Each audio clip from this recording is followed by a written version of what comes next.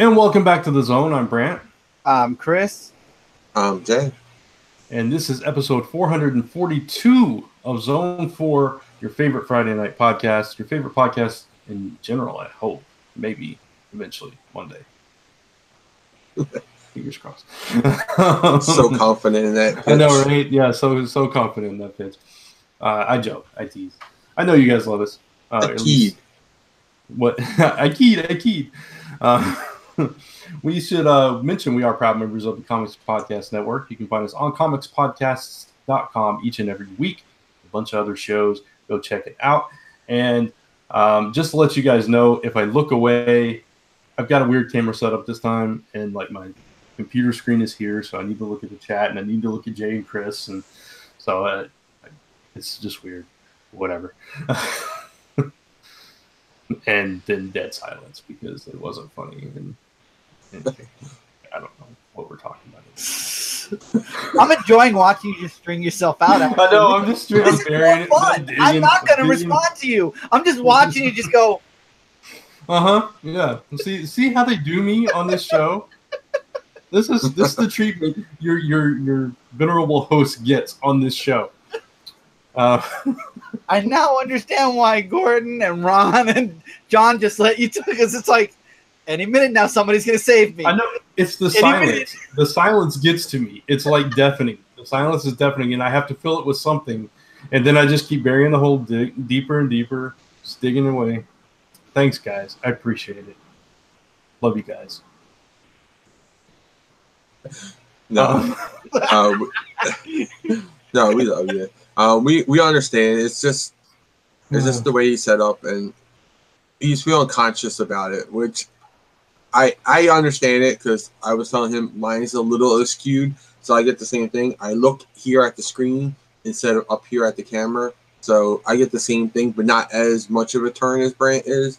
But I understand where he's coming from, because you're conscious of it. You're like, I'm supposed to look people in the eye, but then I'm looking at people, I'm looking at them in the eye, but I'm not really looking at them in the eye. So, like, it's a thing when you're conscious of how you talk to people. Some people don't really care about that. Some people are like, those are the people who will like look anyway and just talk to you, and like they don't care like if they're looking at you. And then there's people who are like me and Brand, who are very conscious about it. Yeah. And we're trying to look people in the eye, but we're doing it two ways, because like you're looking at the person and you're looking at them in the eye by looking at the screen, but you're not, because you're not looking at the camera. Yeah. So I understand. I was taught from a young age, like looking somebody in the eye is both a sign of respect and a sign of strength. And so that's what you do. So it's always like you said, a conscious thought to like, I gotta look at you, and I'm not. So it's like your eyes it's like here. Which was the eye? Which was the eye? But I'm looking the viewers in the eye right now, so that's good. That's what we need to be doing. So, what? Yeah, that's a little close, Chris. That's kind of scary.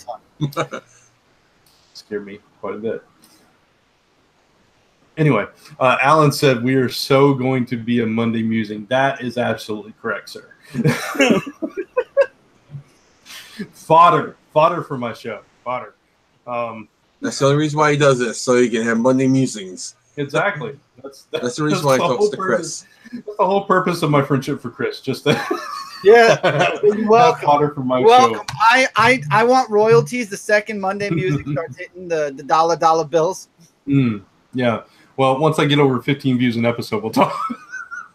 Maybe you got to stop using me for your inspiration. That is true. That could be, you're bringing me down. You're bringing my show down, Chris. That's what I'm bringing your show down. Your fault. Stop using me for your cannon fodder. Then it's all Chris's fault. Cannon fodder. Sea of Thieves. You had to bring a pirate. I didn't even bring up Sea of Thieves. You're the one that just said, "Hey, cannon, Sea of Thieves." That I just said you're the one that brought it to cannon fodder. You got Sea of Thieves on. Talk about Sea of Thieves. May I say that they really did update that game very well. I am very happy with how they've changed it. You're like a roller coaster with that game. You love it, you hate it. You love it, you hate it. I love it. No, the game is really great, but you gotta buy it. Everybody has to go see it. They add a lot of stuff to it. It gets fun, and then it gets old, and they don't update it. It takes 3 months for them to update it, and then it's fun again. So yeah, the game is a roller coaster. Like it's just But it was like a matter of weeks because, like, when you first started playing, you were like, "Oh, this game's the best game ever." I loved it. Everybody's got to get on it. And then, like, a week later, you were like, "It sucks. It did this. It did that." After I bought it too, he's like, "You gotta get this game." You I know. Be playing it with me now. You don't even have an X. Do you even have Xbox Live anymore? I don't know. Oh no! Wait, I don't know. wait. You use the app, right? I use I do it on the laptop. So never mind.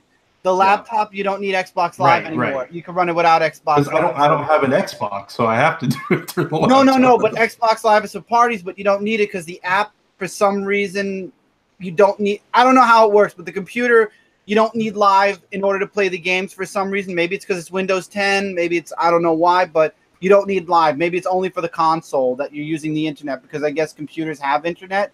You know, I don't know.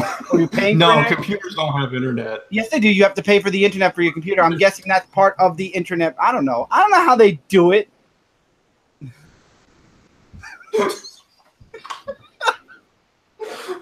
You're making me lose composure, Chris. Oh, my God. I'm giving you more stuff from Monday Music. Shut up and take it all in. Oh, I don't even know what to say anymore. I'm just trying to rationalize why you don't need Xbox Live for the app. I don't know why, but you don't for some reason. I should use my laptop for video gaming and save money for the Live. That's for sure. Well, my built-in internet.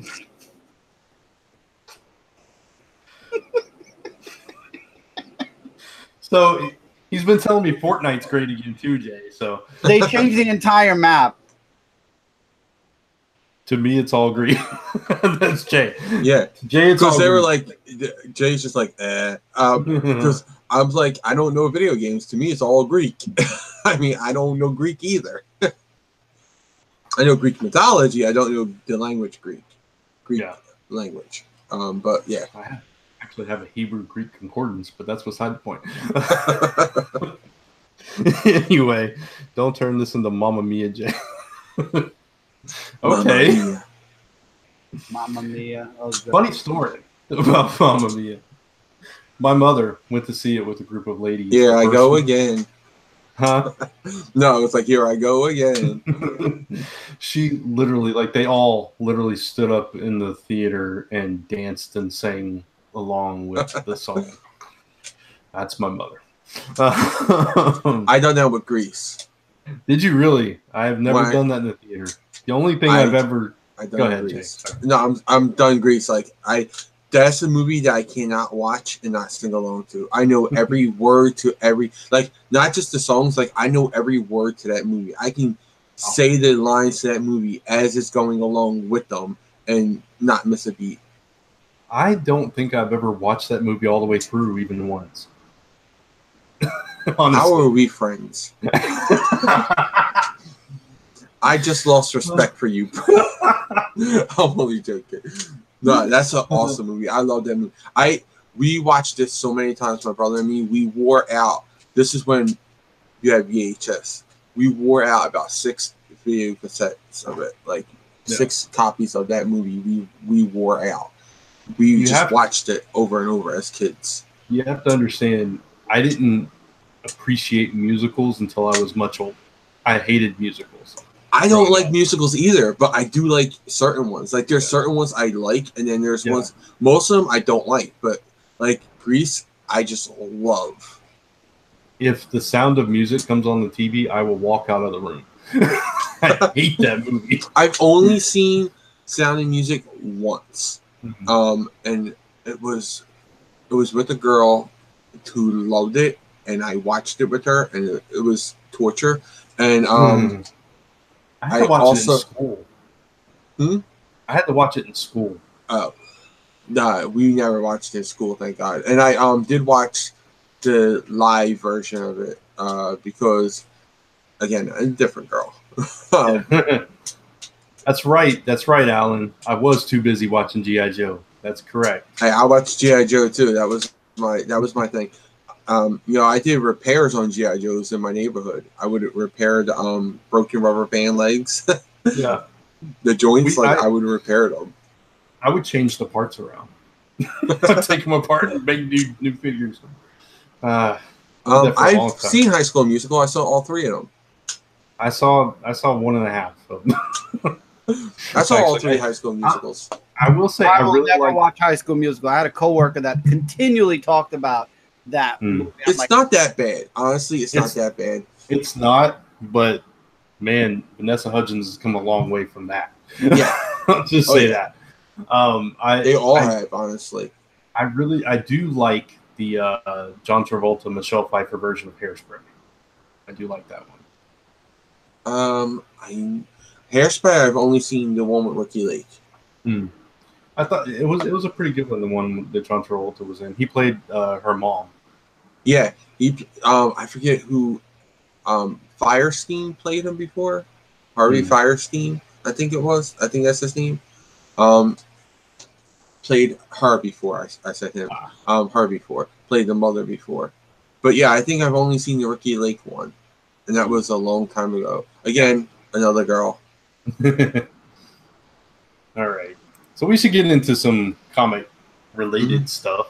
And we actually were asked our opinions on these anyway. So a couple trailers came out this week. Some pretty big stuff. So at least for big stuff as far as we're concerned.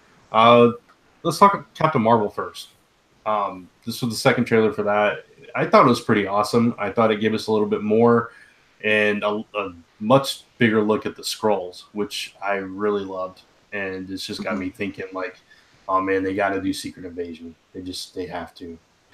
I almost did my topic time yesterday on that. Like, are we going to Secret Invasion after this? And it's probably a throwaway line, but that line in that trailer where the Skrull goes, "This war is just beginning," or something like that. I'm like, oh yes. I know it's the Kree Skrull war, but I'm like, no, just extend it. Make it a bigger war, invasion. Yeah, we can have both. They can do both, Kree Skrull in the next Avengers, like 5, and then 6 can be the Skrull invasion. You know, so we can have like 2 more movies based on those wars. So I tell you, everything I see about Captain Marvel, it's looking better and better. And I really like the way they're playing it. I don't know, just the whole where she doesn't remember that she's from Earth, and she reconnects with all that and everything. So, and just I don't know. What did you think, Chris? Did you get to see Captain Marvel? I really wasn't. I wasn't for this movie. I was kind of on the fence. This trailer kind of brought me, kind of like the Aquaman trailer. It kind of got me behind the movie. I'm sorry, but you're gonna laugh. The best scene was when she was on the train and she's looking at all the people and she punches that old woman. Yeah, it was a bus. And they're like, "What are you doing?" And then the woman just flips out, and it's like, "That's a Skrull." And it's like, whoa. Yeah, that was beautiful. I loved it. And then the costume, we don't know why, but obviously she's gonna get the classic costume after the green costume. And I think it has something to do with her being Kree, and I think that somehow their agenda for her, it's going to have something to do with they used her for something, and their agenda. She definitely doesn't remember she's Kree. I mean that she's human. Right. She thinks that she's Kree right now. When the movie starts, because she even says like I'm Kree. She tells that's how she. Well, I think Nick Fury says, so you're from an alien species called a Kree or something like that, and she says yeah, and that's how she's introduced to him, and then she's like, but I think I was here before, and that's when she starts to get her memories back. So I think she's going to turn her back on the Kree and just like be independent. Did you also notice that she has like her the way that they did her special effects? It looks like she has her binary powers too. Oh, I didn't notice that. That's like she was like all flamey, like there was like that flamey around her. Like that's not Captain Marvel powers, that's binary power. So like I wonder if they're going to actually if they're going to work that into her being a hybrid, or how they're going to work in those powers. That would be interesting to see how they work in the binary type powers. Yeah, so many things they can do with this, and I want it to be so good, and it looks so good, and I just can't wait for it. And it's coming out. It's not coming out till March, right? March. I think so. I think it's either March or April. Let me see. My birthday's in March. That's good. It's a good birthday present for myself. Unless it's like really, really early March, and then it'll be like a really early birthday present. That's okay though. I'll take presents every day in March. That's fine. It's my birth month. Lisa, don't get all Chris on Lisa, it is. It's early. No, that was March total dig at Chris. It's March 8th. March 8th. Okay, so it is a little early, but that's all right. Lisa, it's an early birthday. It'll still be in theaters on my birthday, probably. Yeah. So. But are you gonna wait? No. I have Aquaman and Runaway Season 2 on my birthday. Both drop on my birthday. And Zone 4. Yeah. We'll talk about that later. We're gonna have a party for Jay. I'm gonna have a surprise for everyone. Yeah. So it's gonna be fun. It's gonna be episode 444. My lucky number. Like the only thing would be better if it was episode 4444. Like that would be like the ultimate number for me because it's 4444. That would be like my ultimate number because 4 is my lucky number. My favorite number too. So unless we start doing multiple shows a day, Jay, I don't think we're ever gonna reach. I know. 444. But also what's cool is that my second favorite number is 12, so 444 equals 12. So there you go. Perfect. It's just weird little things about me. SM Down's birthday was 2 days ago. Happy birthday! Oh yeah, happy belated birthday, SM Down. Yeah, happy belated birthday. That's awesome. What did you do for your birthday, SM? Let us know. And that was my cousin's birthday, the 5th. Oh, nice. I got someone for every day of this month, so that was also New Comic Day, so that's the perfect day to have a birthday, in my opinion. Today is another cousin's birthday. Yesterday was another cousin's. Tomorrow's another cousin. Like I have someone in my family takes up every single day of the month of December, and sometimes there's multiples. Zombie Powder's birthday was a week ago, so that's cool. November 30th. Awesome. Lots of birthdays. 98 was bad. What are you talking about? 98. Oh, the Mummy 98. 98. We disagree, but 98 was bad. Why are you telling me happy birthday, Tebby? It's not for 3 months, man. Yeah, but I appreciate it. Has 3. Yeah, Chris. Brian has 3 months. Over 3 months. It's Jay's birthday in 2 weeks. Yeah, 2 weeks from tonight. And then Branch will be in 3 months in 2 weeks. Yep, exactly. Both on the 21st. I wonder if you're on the same day of the week like it's mine. That would be really cool. And you can have yours on. I want to check the calendar. Yeah, I'm going to check the calendar. I was going to too, but I'll let you. Got it. So, any other thoughts on the Captain? No, mine's on a Thursday. Badly. Sorry, I got there first. That would have been cool. Yeah, because I hit the wrong pin. Like one of the numbers was wrong on my pin. I hate it when you do that. You hit the wrong number by accident. Yeah. Damn. Oh well, we can have it the day after. We'll have a belated party for you. There you go. We'll just have 2 parties. We'll have one on Tuesday and one on Friday. There you go. Before and after. Mm-hmm. Hey, my Topic Time video is on Thursdays. Yes. There you go. It'll be your birthday. Yeah. Topic Time. Topic Time. Brant's birthday. How great is Brant on his birthday? 2 hits. Anyway. Sorry. Any other thoughts on Captain Marvel, or do we want to get into the big one? All I'm going to say is I can't wait for Captain Marvel, but I want to get into the big one. Yes. Avengers Endgame dropped, what is it, this morning, right? Yeah. Yeah, it dropped this morning. 8:06 this morning. Yeah. And so we didn't get a whole lot. It was basically a teaser trailer, but we did get a few little things and some interesting stuff. And once you guys see the thumb for this episode, that's one of the very interesting things to me, at least. So Tony Stark is floating through space. He needs to have whichever Guardians are left come rescue him, I guess, because he's running out of food and oxygen. That was his armor looks a little shoddy too. It's a little messed up. We got Cap and Black Widow trying to come up with some last ditch effort plan to change things around, and Ant-Man shows up. Yeah, I want to say one thing about Ant-Man though. They thought he was dead. If you saw when they were looking through the files, they had his file, and then he shows up, and they're like, "Is this pre-recorded?" Yeah, I see out of the quantum realm. Yeah, that's true. I He guess was that'll in the have to be quantum realm. explained. Yeah, they'll have to explain Maybe that. that's probably why they think he's dead, because when they probably went to the place where he was and he wasn't there, you know, Yeah. and so it happened. You know, they go back and oh, he's back now. So like they're going to have to explain how he came back. That's true. Yeah. And then we get Hawkeye as Ronin.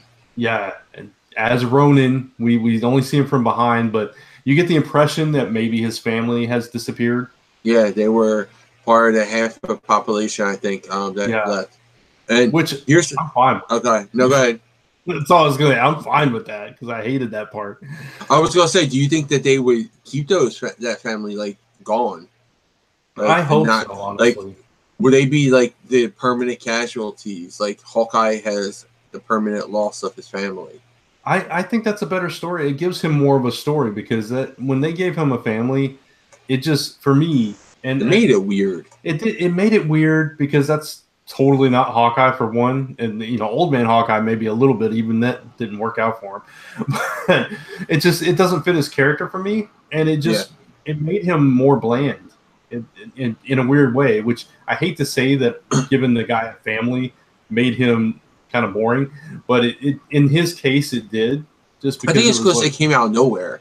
Yeah, if he even alluded to having a family, it would have been okay. But it was like it didn't make any sense within the context of his story that he's had for the last, because he's been in it from what, like 8 years? Like he was a part of it for like 8 years or something. Like because he was in Thor, right?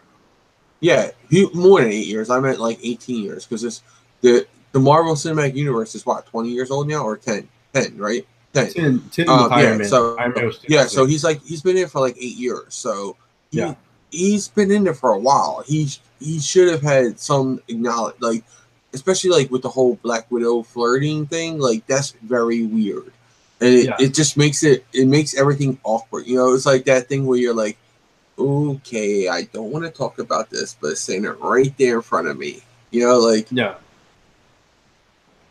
Yeah, it's just weird. What do you think, Chris?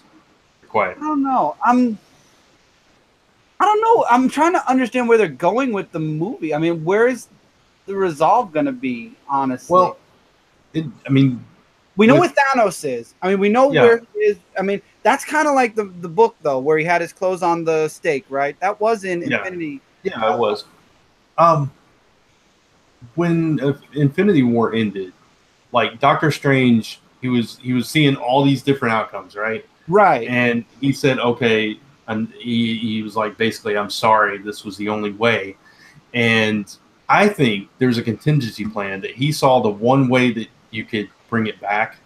Unless he meant this was the only way for that moment. Maybe that's what had to happen. Yeah, that's what I'm saying. To be able to fix it, to be able to come to some kind of resolution where you can get them back. Yeah. Maybe he saw somewhere and he couldn't say it.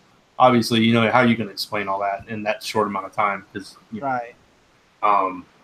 Yeah, that's kind of what I'm thinking. I think there's some elaborate plan that they have to go to, and he's going to be kind of at the forefront, leading that or whatever. So I don't know. I'm interested in seeing again where.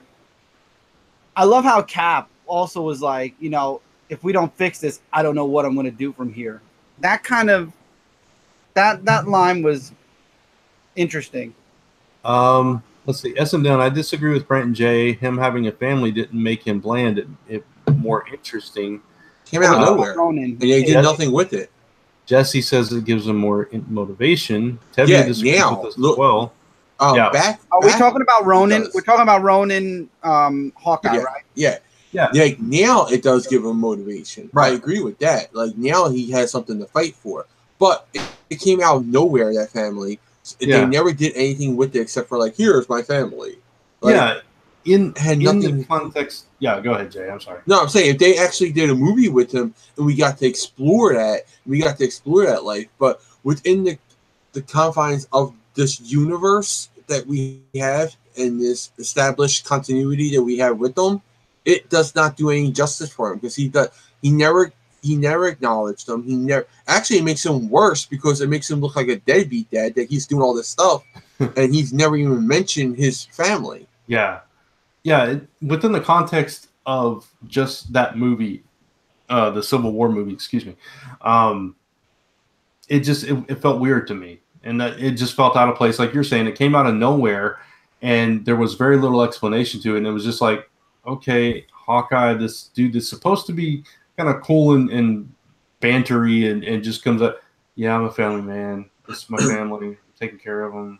I miss them. You know, it was just like what? It made him very mellow and very. And I understand now, like we agree now in this movie, this upcoming movie, it does give him more motivation. It does flesh out his story a little bit more. It gives him, you know, something to fight for beyond just, hey, you know, I'm doing the right thing. So I understand that now, but at the time, it was just like, what? This doesn't feel like Hawkeye to me. And he never really felt like Hawkeye in the movie.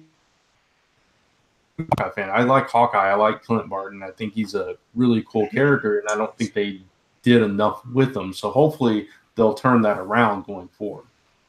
And another thing is, they only did it just so he has motivation in the next movie. You know, they only did it to give him a motivation to fight. That's the only reason why they gave it to him. So it's not even like a character thing. It's just a plot device. That's all it is. That's all they are. So they're not even characters. They're plot devices. They were a plot device in Civil War when he needed a place for everyone to go, and they're going to be a plot device in Avengers 4 when he needs something to fight for, and he's going to choose to fight for his family to get them back.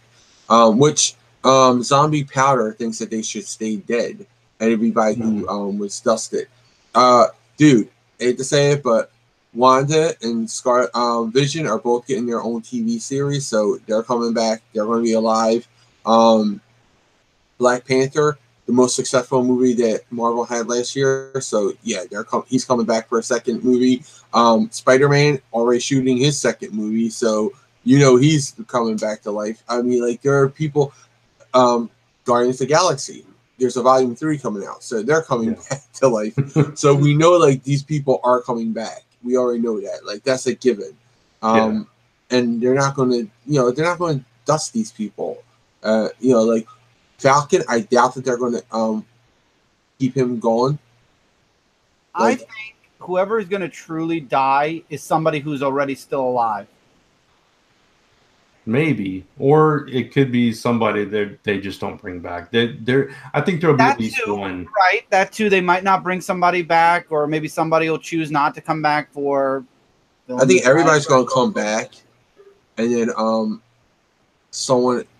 Cap is going to die. Yeah, that's quite possible. Sorry,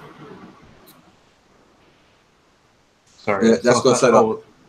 Go ahead. I was going to answer Tevye real quick because he's asked twice. Have you read Ultimate Hawkeye? I honestly didn't read a lot of the Ultimate stuff except for Spider-Man. I did. I liked Ultimate Avengers, the first 3 volumes. The Ultimates,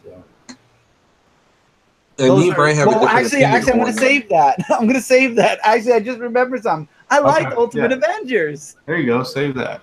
I'm saving it. Say, Jay? Sorry, Jay, go ahead. I said me and Brian have different opinions on how we like Hawkeye. He likes the comical Hawkeye. I like the serious Hawkeye. I'm in between. Somewhere. I could take a little comedy, but I like him when he's. Oh yeah, I like his little banter, but I just don't like him. Like, I don't like who writes the book? Kelly Sue DeConnick, right? Yeah. Isn't she the one? Yeah, I don't like her. No, she's not Kelly Sue DeConnick. It's Go ahead. Say your thought. I'm trying to think. I just don't like that version of Hawkeye where he's like a joke. Like, I like him like sort of a Spider-Man-esque character where he's serious, but he has some little quips here and there. Like, not as quippy as Spider-Man, but, in that realm. Like, where here he's almost like he becomes the Aquaman of the group, like, where nobody has respect for him. And then he becomes overly jokey, and that's why I don't like about him. I like the confident, cocky, sure Hawkeye, but like Jeremy Renner does on in the Avengers movies and in the cinematic universe, with these little quips, which again Jeremy Renner does. He does these little quips.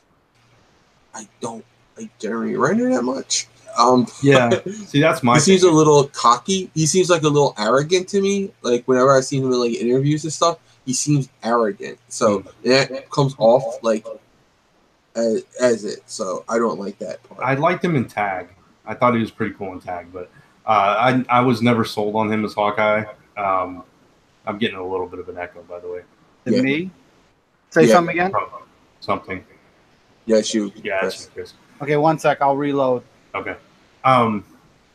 So, like, I don't like him full over the top comical, except for in West Coast Avengers and Hawkeye. It's Kelly Thompson, by the way. Kelly Thompson. Okay. Yeah, I think it works. What? Hello? Hello? Okay. Okay, we're good. I knew it was a Kelly. Yeah. No, I'm not a Kelly. Not you. I think it works in those books just because that's the kind of vibe they're going for. But within like on Avengers, I like the in between too. I like him like where he's really cool and he's you know a bad A archer that can kick people's butts and he's the normal guy and like the sacrifice he made in Avengers Disassembled and stuff like that. I like that version of Hawkeye too. I just like Hawkeye, and I want to see him done justice. And I know a lot of people in the chat are still disagreeing with this, and they think the family thing was a good way to go with it. I don't. So yeah, we'll again, agree to disagree. If it was done better, I would probably like it. But Yeah. I think they just did it as a plot device, and any character is used as a introduced for a plot device, and this is being introduced for 2 plot devices. I don't like that. I'm sorry, I just don't. Yeah, I agree. And I will respectfully disagree with Tevye, who said Old Man Hawkeye was meh. I loved Old Man Hawkeye. Yeah, so. I like it. That gives him. See, that's the kind of Hawkeye I like too. Like, you know, the gritty Hawkeye. I like that. I like Old Man Hawkeye. I think it's just as well done as the original Old Man Logan was. I'm part of the majority that says I'm tired of old man anything. So well, I'm tired of the shtick of it now. Yeah. Like what the genre of it, whatever it is, whatever you want to call it. Like, I'm done with that. But as a entity unto itself, it's a good book. Yeah, it's a really good book. I mean, you see, even Old Lady Harley. I mean, when they did that, that was the. But that was totally tongue in cheek. But did you read Old Man Hawkeye, Chris? No. See, I'm not interested. Do you know the story though? That's why I can't say anything. I've not read it. I don't know the story. Well, can I tell you the story and see? Absolutely. Okay. Yeah. So the basic story is Zemo kills Hawkeye's wife, and the whole Thunderbolts, they turn against him. So this story is set where he's older, he's going blind, but he has made it his life's mission to hunt down each and every one of the Thunderbolts and kill them. And one by one, he picks them off. And at the same time, Bullseye is hunting him. And he's going blind as the series progresses. And at the end of the last issue, he went completely blind, and Bullseye's right there. Crap. So, yeah, and it's the final issue. So it's a really interesting story. So I understand, the whole old man shtick, like Jay said, but I think this story is really solid, and I recommend it. But that's beside the point. Avengers Endgame. Zombie Powder says, I don't think the Netflix shows are set in the MCU. There, I said it. Well, you can think that, but you were technically be incorrect. Because Marvel has made it official that they are a part of the MCU. They've even acknowledged in Daredevil season 1, I think it was, and then Jessica Jones season 1, they acknowledged the incident, the New York incident. Says the incident. Yeah, they even showed the paper where it showed like the Hulk jumping from a building or something like that. So they acknowledge that it is a part of it. Daredevil took place right after Avengers 1 because in the very first episode, I remember them referencing the event. Yeah, they say the New York event or the event in New York, stuff like that. And so did Jessica Jones do that. And so all the stuff that's in MCU is Netflix shows. Runaways is let's see, what's the other one? Cloak and Dagger is. Shield is. And I think that's it. Yeah. Because, and Humans was too.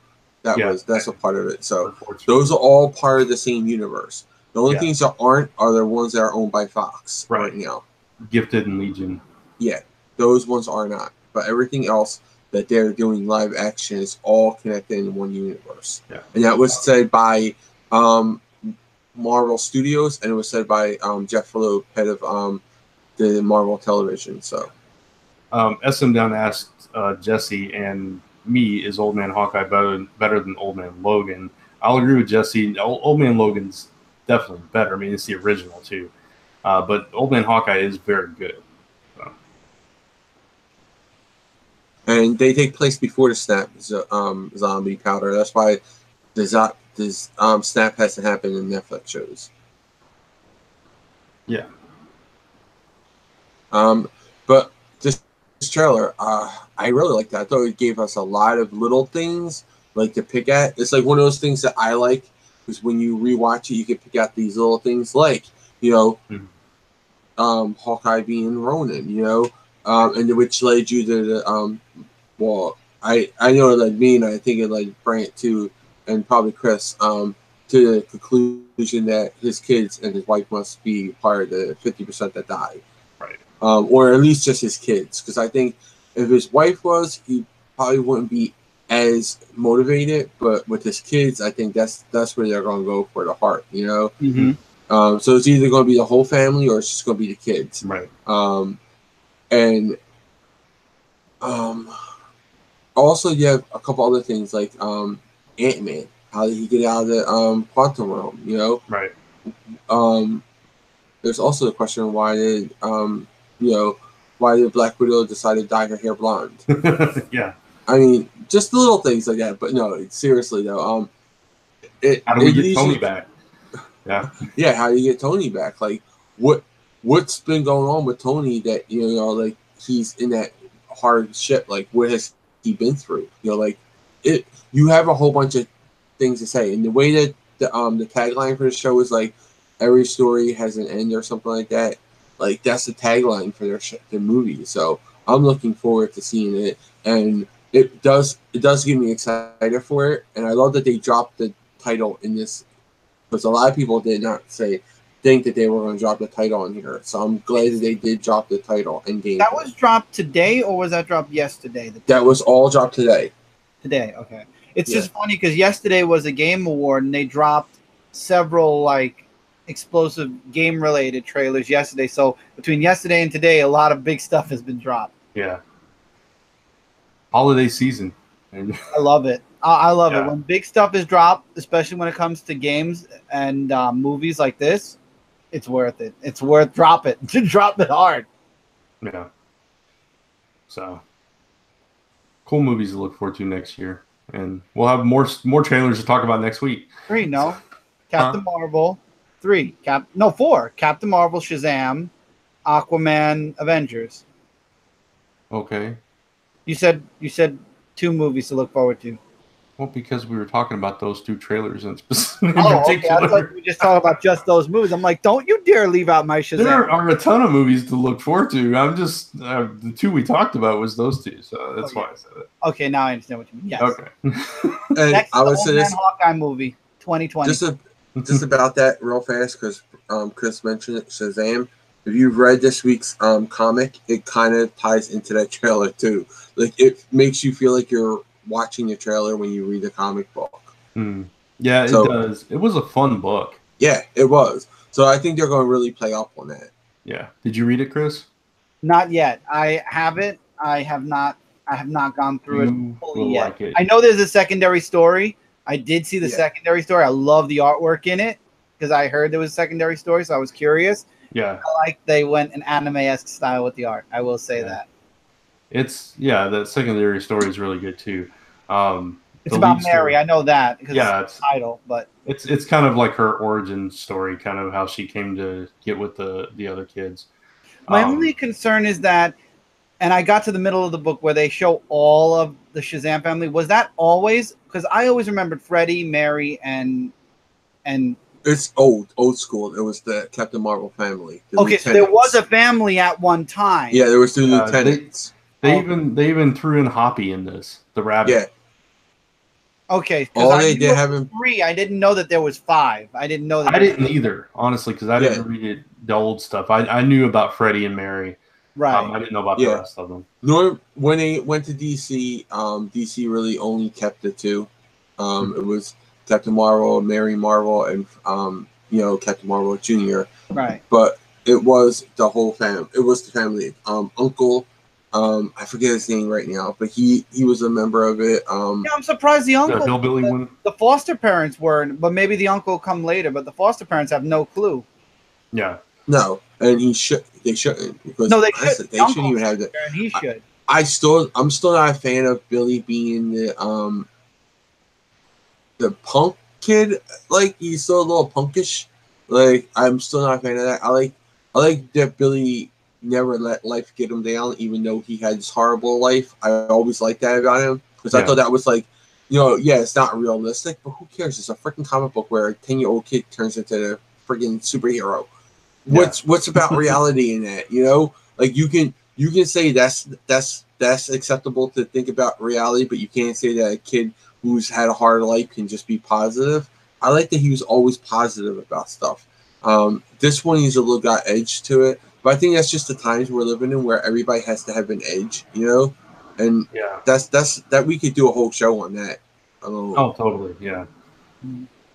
But I mean, overall, I think it's really good, and we'll talk more about that on Tuesday, I'm sure. Chris, I do think you'll really like it, though. From what I've read so far, I do. Yeah. Jesse brought up a moment in it that I wanted. They kept dancing around the name Captain Marvel. They kept cutting it off. It was like Captain Marvel. Captain Marvel, yeah, and because you couldn't say it, obviously. But no, they can't say it in the comic book. They just can't put it on the cover. Right. Right. It has to be Shazam. Yeah, they can't even have like a caption, like how someone says, "Oh, Captain Marvel," like on the little caption bubble. They were fighting over who the leader is. It's obvious that Shazam is the leader. Period. Freddy's the leader. I don't know why everybody's like, "Well, Mary's the Freddy." You mean Billy? Billy. I don't like that Freddy has blonde hair. Like, I don't like that. Right? Yeah, I thought that was as much. He used that black hair, right? Yeah. Yeah, because he's modeled after Elvis. Right. That's who Freddy's modeled after, Elvis Presley. They probably did it just to differentiate him and Billy. Billy, yeah. But I mean, come on, he should have the and he shouldn't be all like buff teenager. I mean, like a buff man.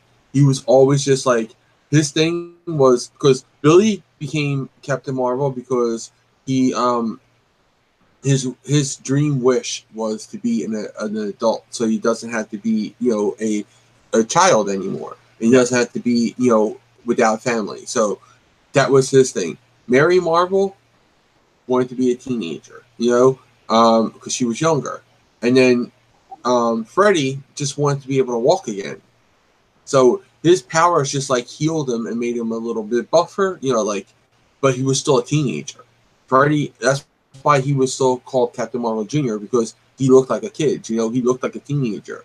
And I didn't like that. I didn't like that they make him adult now. Like, not everybody should grow up to be an adult. Like, it's supposed to be your inner wish of what you want to be like. That's why Billy looks like his father. You look at Billy, he looks just like Captain Marvel looks just like when he becomes Captain Marvel, he looks just like his father did.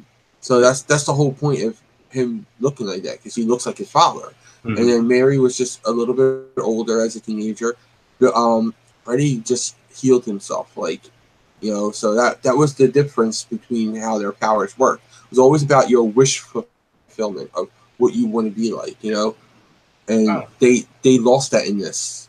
I don't know. I trust Jeff Johns though, and I know he. Oh yeah, I definitely do. Yeah. Oh yeah. So you ever read Have you ever read his work with Billy in JSA? You will understand why I have faith in him, because I do think he can write him well. I just don't like that they had to change him. I also don't like that they had to change Barry Allen so he could be edgy too. Like, oh, we have to kill his mother so he could be edgy. I don't like when they do that stuff, because that was never a part of his origin. His origin was that he was just a regular small town kid that became who was into comic books, who became a comic book character himself, became a hero himself. But they had to change it and make it, oh, his mother died, and it was, future the arch nemesis is the one who came back in time and killed her. Like, it was all just to make him more edgy. And I don't think we had to make heroes edgy all the time. Zombie Powder said, I don't trust Jeff Johns. Well, DC wise, I've read very little that I haven't liked by Jeff Johns. Yeah. I think everybody has their preference in writers, so I understand that he doesn't trust Jeff Johns, because a lot of people tell me I should trust Grant Morrison, Brian Michael Bendis, and I'm very weary of Brian Michael Bendis, but a lot of people trust him. Bendis, I have more faith in than Morrison, because Morrison's with me is I'm more just throwing 50-50. names out. I mean, I'm just throwing. No, I'm just saying. No, I'm saying, like, because I hear those two, like, you know, those are great writers. With Jeff Johns, I think the only time he disappointed me was when he was on Green Lantern for so long that the stories started to weaken, like with the Third Army and all that. I think that's the Third Army arc was like disappointing for me. Other than that, everything he's done, I've honestly loved. I've honestly loved everything, even his Avengers little stint that he did on Avengers. I'm glad you mentioned that. I'm glad you mentioned that, because I was about to mention that and bring it back, because that is the only thing I can think of that of his. And to bring it back to Avengers that I didn't like was his Avengers run. And with that, it's topic time. Topic time. It's topic time. So our topic this episode is about Avengers runs and events that we enjoyed. And, you know, of course, I started off with one I didn't enjoy. But Jay enjoyed it, so that's okay. Yeah, I mean, it wasn't the best. Like, it wasn't the best, but I enjoyed it. You know, it wasn't something I'm like, oh, he has to stop writing, you know? Yeah. What was it called? Red something, right? Red, I can't think of the name of it right now. I can't either, but I just could not get into it for whatever reason. And that might have been the actual first thing of his that I ever read. But when he went to DC, it had the Jack of Hearts and all in it. Yeah, exactly. So for whatever reason, it just didn't grab me, that storyline. But we're going to talk about some that did. And Chris, you already kind of let yours out of the bag. So why don't you go ahead and start with Ultimates? Ultimates. I was when I first started collecting comic books, I only collected Superman and Michael liked Spider-Man. So we got Amazing and Ultimate Spider-Man. Eventually, I finagled a trade where he gave me all of his Ultimate Spider-Man. I gave him my Venom run because he was okay with Ultimate Spider-Man, but he was really more for the dedicated, you know, the 616. And I didn't want my Venom comics. So I got the Ultimate Spider-Man and I continued the run. And then, you know, I found out there was Ultimate X-Men. There was the Ultimates. So I got the trades for Ultimate X-Men and Ultimates. And Ultimates was a fun retelling. Now, for anybody who doesn't know, the Ultimate Universe is a retelling, a younger version of all of the Marvel Universe. Brian Michael Bendis created the Ultimate Universe, and he was the one that wrote Ultimate Spider-Man for so many years. And basically in this universe, dead is dead, anything can happen, and it's like his version of the Marvel Universe while basically staying faithful to a lot of the Marvel Universe.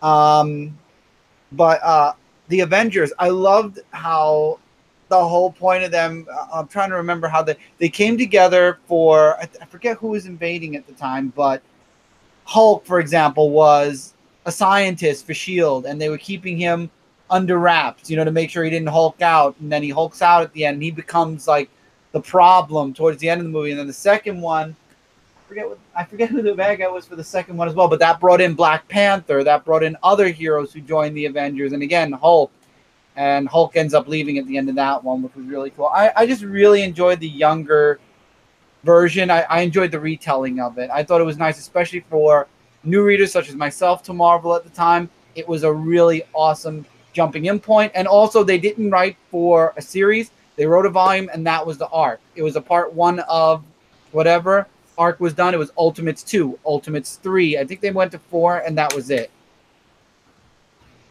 Unless it's called Ultimate Avengers. It might have been called Ultimate Avengers because they switched titles around towards the end a little bit. Yeah. I don't remember how many volumes it went. But I know I have the first 2. Because it coincided with the 2 animated movies I got. It went at least 4. I can't remember beyond that. But I enjoyed it. I thought it was great. They had, you know, their personalities while being the same. They were reimagined in a way. And I don't know. I enjoyed that. That and New Avengers were my introduction to the Avengers. Mm-hmm. So both being Bendis books. You think I trust That's Bendis funny. more with Superman, but I don't. That is kind of funny. Yeah, I really liked New Avengers. That was one of my favorite Yes. runs of all time. Even going up through Disassembled and all that stuff. I mean, I enjoyed that event personally. I But read that. I think I had to read that, so I got the back issues of that because it led into the New Avengers, right? yeah, that's Civil War led into the. I don't remember. I'm trying to remember the chronology now. Are you 'Cause I think- sure? Because I think Civil War happened after New Avengers. New Avengers was a faction of the Avengers after they disassembled. Because Cap was still alive, I think, at the time. No, No, Bucky was Captain America. No, they joined together because of Cap. Right. Jay? Continuity Jay. How Um, was that? It came out. New Avengers came out of Disassembled, so it all Okay. came out of Disassembled. Okay, so, I thought. Okay. and then it led into all the other stuff that came out with it, like Secret, I think they brought Civil back War and New all that. Avengers after Civil War. Like Yeah. it became a different group. That's right. Yeah, Right. That's by what it was. Iron Man. Yeah. But no, I love that because it was like Spider-Man's an Avenger finally. That was really cool to me. Wolverine's Then an he Avenger. became an outlaw after Civil War. Yeah, but it was cool to me that all these different characters have been Avengers. popular characters finally became Avengers. Yeah, exactly. And it was like, okay, this is my Avengers team. It's like I had a hard time connecting with Avengers at different points in time, but this was a team I could really get behind. And I thought, it was like he made Luke Cage cool again, which was kind of neat for me too. And introducing Jessica Jones and all this stuff. And It was a strong team that they disassembled too quick. Oh, I agree. And I loved when they came back for that miniseries recently. I just wish the miniseries was a little bit stronger. Who wrote it? It wasn't bad. Who wrote it? It was one of our favorite writers that wrote it, I believe. I don't remember. No, not Tom Taylor, was it? No, I think it was Tom Taylor, actually. If it was, then yes, it was Tom Taylor because we said he should write a new Avengers book. The Hunt for Wolverine mini. Oh, yeah. Come back together. Yeah. Yeah. Yeah, so it was pretty good. It just I think the ending could have been a little bit stronger, but all those miniseries suffered a little bit. Another story that I really liked in Avengers history that a lot of people probably don't because you can probably find the big back issues for like $1. I really liked Galactic Storm, and I don't know why. I just really liked that event. It was an old one from the 90s. And it crossed over the various Avengers. And I remember like there was a scene where they were trying to decide who was going to go to space. And they only have one spot left. And it was between U.S. Agent and Hawkeye. And it was like, okay, well, Hawkeye, you don't actually have any powers, so you can't go. So he's getting all mad and U.S. Agent. So he goes and gets Pym particles and becomes Giant Man. And they're like, okay, U.S. Agent, you're staying home. Giant Man's going, and then U.S. Agent's all mad. So it was just this comical back and forth between those two. I remember that. Yeah, it was a fun story, and it was kind of like, okay, Avengers are going sci-fi. You got the extended Avengers family all in the mix here. You had Quasar at the center of it. Back before the over-branding of Avengers. And yeah, totally. But I enjoyed it for what it was. Did you read Avengers versus Justice League, the last Marvel and DC crossover? The one with George Perez? Yes. Kurt Busiek and George Perez? Yeah, I've got it. Yeah. I loved it. Oh, that was good. It was the only time that they actually crossed over, Chris. Well, no. I mean, that was the last time DC and Marvel crossed over, period. Not DC versus Marvel, not DC versus Marvel 2. I'm talking about this was the last time the crossed over. This was the first time the teams crossed over, though. Yes. I like the one of my favorite was the I forget who it was now. It was right at the Heroes Reborn. I keep wanting to say Perez, but I know it's not him. It's Heroes Reborn? No, it was after Heroes Reborn. It was when they returned I can't think of it now. Hold on. The writer or the artist? The writer. I'm gonna look it up because it was actually on Comic Frontline because they have a whole thing coming out for them. The Avengers. They're having a whole bunch of books coming out for the Avengers. Like I think it's like one. Just they're re-releasing like one-shot books. Yeah. NT says it's Avengers. I know Kurt Busiek's the one that wrote the crossover.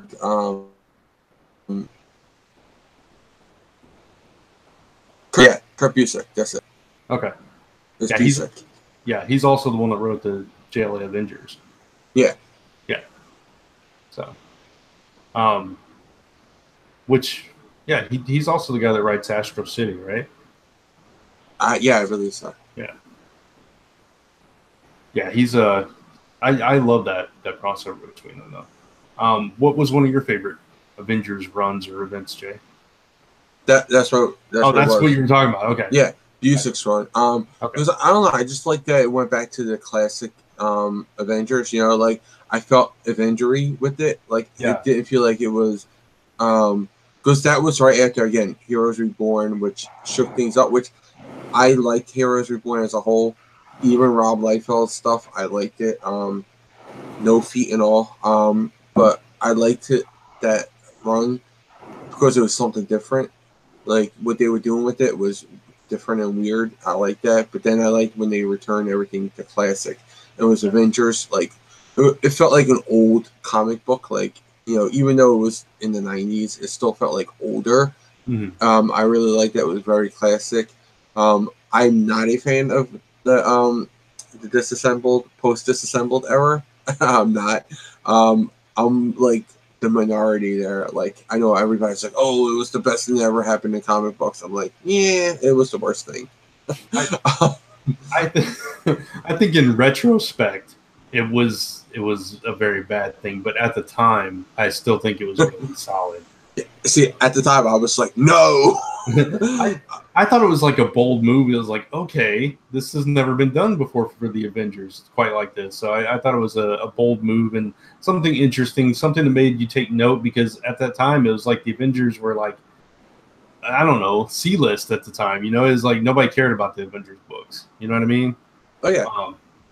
So I can definitely understand that. I mean, like honestly, what they did with putting certain characters in the Avengers, I think should have happened a long time ago. Like, because they know Wolverine, Spider-Man, those are their two cash cows, and they weren't in the Avengers. Like, it's like having Avengers without Superman and Batman. Like, you don't do that.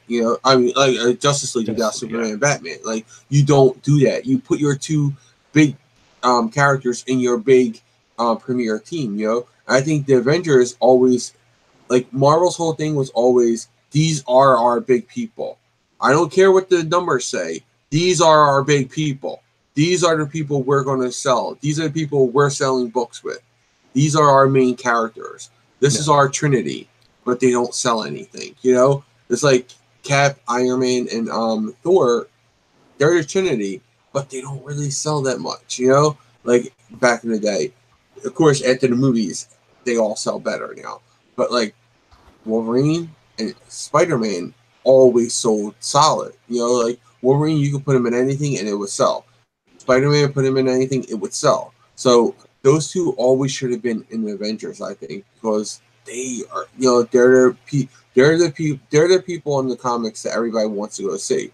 But I also think like the main five should always be in there too. I think that's marketing maybe and creativity on Marvel's part that they screwed that up somehow down the road, that they never really pushed them up to that limelight that Spider-Man and Wolverine has. Like there's something wrong when Captain America is your flagship character and you do not have him like anywhere. Like he would, I don't know, he just like wasn't that popular. He should have been Marvel Superman. Like he should have been that character from Marvel. And he never was. Yeah. I'm saying, like, logically, he should have been, because that's who, like, he started the line in Marvel and all that, but they just never market him right. And it's like he's the revered of all all the Marvel characters revere him as, you know, the one that they look up Yeah. to, like you do a Superman. So yeah, he totally should have been that character. Yeah, they just never marketed it right, and they never did anything with it right. Even in the cinematic universe, Iron Man is above him. You know, it's like, how does that work? You know, just because he's cool and techie, I guess, and it's, you know, he's more modern age. The way they. But I think a lot more people like Captain America 2 than they like any of the other Marvel movies. Oh yeah, like, that's like a lot of people when you ask them what's your favorite Marvel movie, if it's not Avengers, they'll say Captain America 2. Like, Winter they all say Winter Soldier. Yeah. Like that to me, that's still my favorite Marvel movie. So like, it's definitely up there for me. Yeah. I know Iron Man has a lot of hate on their movies, but like it's one of the number one selling movies. Like those movies, all three of them are like high selling. Yeah, it's weird because those two movies did have 2 and 3 did have a lot of problems. Oh yeah, but yeah, it's just weird the way it works. What catches on? It's just like you think Superman should still be the biggest character in DC, and it's Batman. You know, it's just that kind of weird thing, but. You know, but at least like Superman's still like second. You know, like at least he's still like where Captain America's like 6, maybe. I mean, like Captain America, like there are so many books about Captain America in popularity wise that it's a joke. You know, he should be, you know, one of the temples. Like I'm okay with Superman's placing because like him and Batman always like go back and forth, like who's the top dog in the comic books, and Wonder Woman, you know. She's the top female selling comic book. So I'm okay with her. Like, that's why they are the Trinity. Not because DC's like, these are the 3 we want to push. It's just that those are the 3 that actually sell, you know? Wonder Woman, Batman, and Superman are the sellers. And they're also the oldest books, you know? The oldest characters. So it just worked out for them that way. Where Marvel, I think, always wanted to push them, but they never actually did it. Yeah. Yeah, I agree. It's weird. It is. Jesse pointed out a couple of really good Avengers runs. Korvac Saga and the Kree-Skrull War were both Avengers stories. Kree-Skrull War, that's like one of those, like, when you think epic storylines in either Marvel or DC, it's like that's definitely one of those up there. Yeah. Because it's like, you know, just everybody. That's one of the books.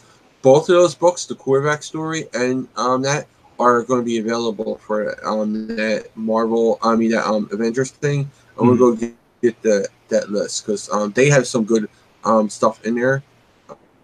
You said Busick, then I was like, oh yeah, it's Busick. Yeah. So I stopped looking on Frontline for it, but I know I did a story. I think it was last week. But yeah, it's they're offering, like, you know, those one issues just to get your appetite wet, you know, the reprints of those issues.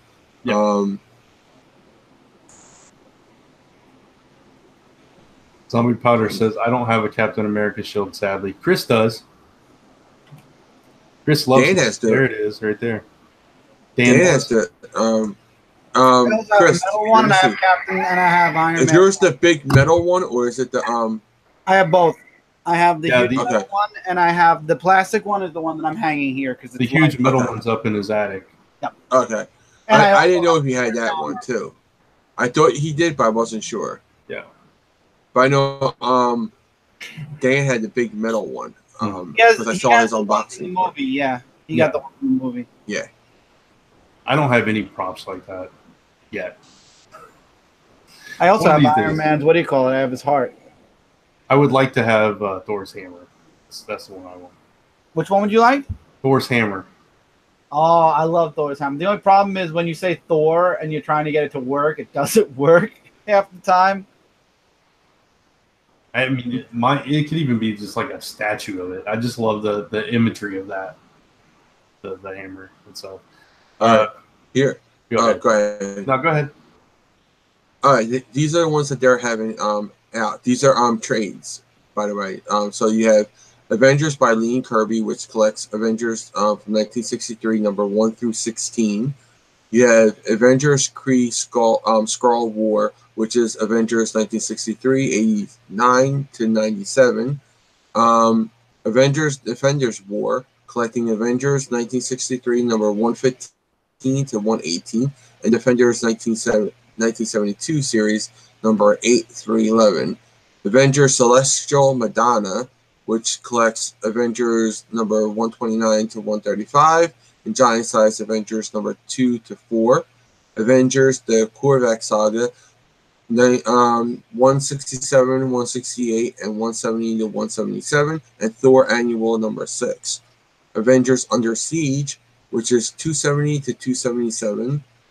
Avengers The Gatherer Saga, which is 343, 344, 348 to 349, 355 to 363, 372 to 374, and material from 364 and 375. That's a lot. And then they got Avengers The Morgan Quest, which is the 1998 series, which is 1 through 4. That's the Busiek run. That was part of his run. Avengers Forever, that's a good one. That is a good one. Anybody who hasn't read Avengers Forever, go read Avengers Forever. That was a good one.